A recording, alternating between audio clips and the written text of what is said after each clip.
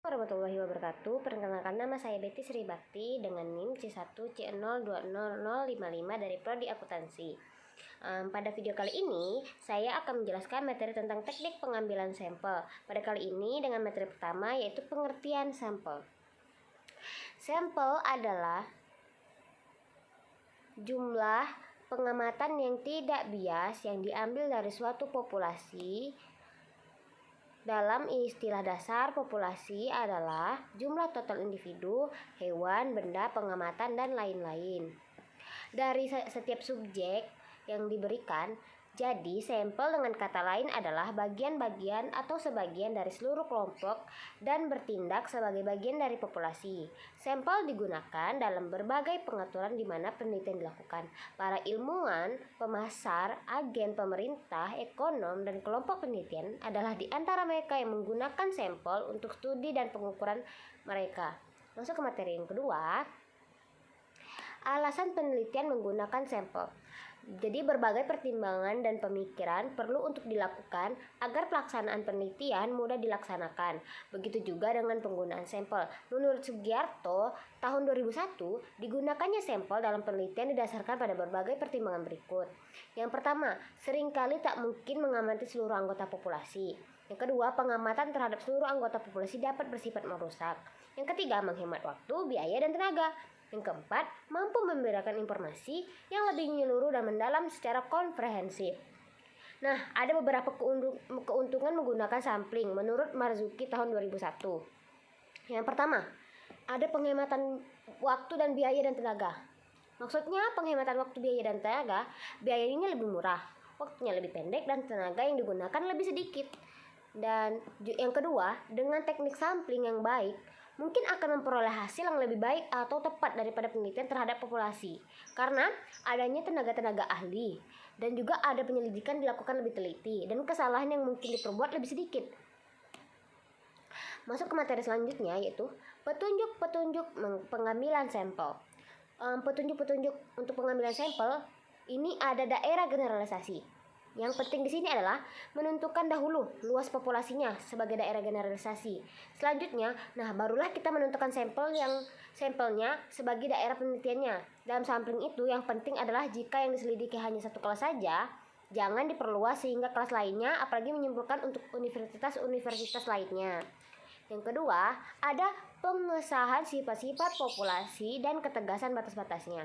Nah, bila luas populasinya telah ditetapkan nih, harus segera diikuti penegasan tentang sifat-sifat populasinya.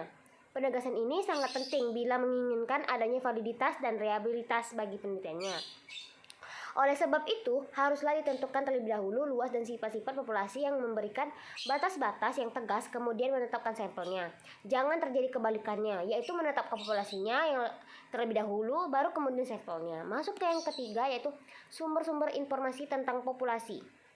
Untuk mengetahui ciri-ciri populasinya secara terperinci, dapat diperoleh melalui bermacam-macam sumber informasi tentang populasi tersebut. Nah, misalnya nih, sensus penduduk, dokumen-dokumen yang disusun oleh instansi-instansi dan organisasi-organisasi seperti pengadilan kepolisian, kantor kelurahan, dan sebagainya. Meskipun demikian, haruslah diteliti kembali apakah informasi tersebut telah menunjukkan validitasnya.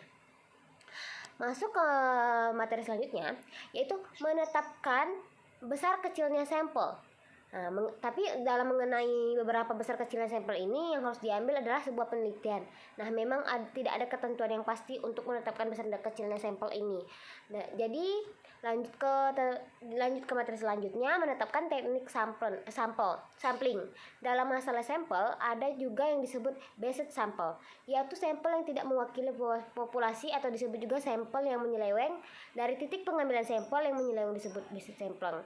Based sampling adalah pengambilan sampel yang tidak dari seluruh populasi, tapi hanya dari salah satu golongan populasi saja, tetapi generalisasinya dikenakan kepada seluruh populasi.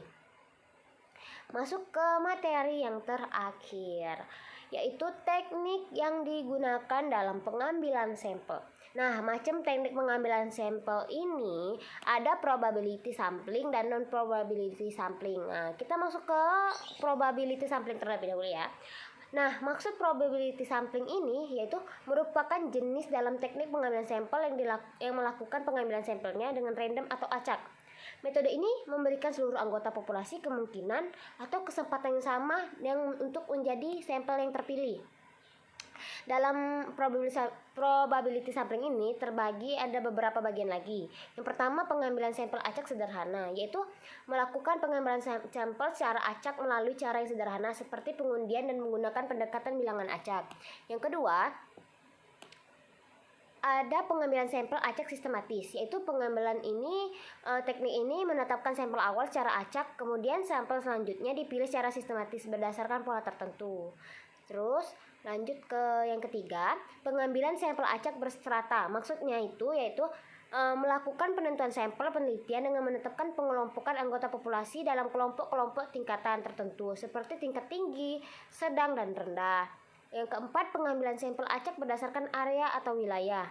Teknik pengambilan sampel ini menentukan sampel berdasarkan kelompok wilayah dari anggota populasi penelitian. Pada teknik ini, subjek penelitian akan dikelompokkan menurut area atau tempat domisili anggota populasi. Nah, kita masuk ke non-probability sampling. Apa sih non-probability sampling ini? Non-probability sampling ini yaitu merupakan cara pengambilan sampel dengan tidak memberi peluang atau kesempatan sama bagi setiap unsur anggota populasi yang dipilih menjadi sampel. Maksudnya yang dipilih menjadi sampel memiliki kesempatan yang berbeda-beda, tidak harus sama.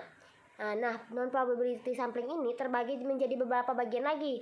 Yang pertama, purposive sampling, yaitu teknik penentuan sampel yang didasarkan pada pertimbangan peneliti mengenai sampel-sampel mana yang paling sesuai, bermanfaat, dan dianggap dapat mewakili satu populasi. Yang kedua, snowball sampling, yang bisa dikenal disebut bola salju, sampel bola salju. Teknik ini menentukan sampel berdasarkan wawancara dengan sampel sebelumnya atau dengan cara korespondensi.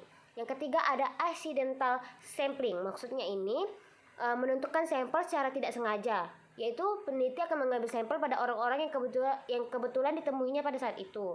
Yang keempat, kuota sampling. Teknik pengambilan sampel ini dilakukan dengan menentukan kuota atau jumlah dari sampel penelitian terlebih dahulu. Nah, prinsip penentuannya sama dengan accidental sampling.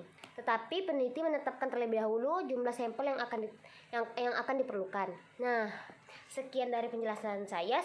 Sebelum saya menutupi presentasi pada hari ini, saya akan membacakan beberapa kesimpulan dari materi yang saya jelaskan pada hari ini. Nah, jadi kesimpulannya adalah sampel ini bagian dari populasi yang mencerminkan karakteristik secara keseluruhan dari populasi tersebut. Jika sampel yang diambil dalam penelitian mewakili populasi, maka taksiran parameter populasi akan semakin baik. Jadi sekian, terima kasih dari saya. Mohon maaf atas kesalahan saya dalam penyampaian kata-kata yang kurang berkenan dan kurang lancar ataupun kurang baik.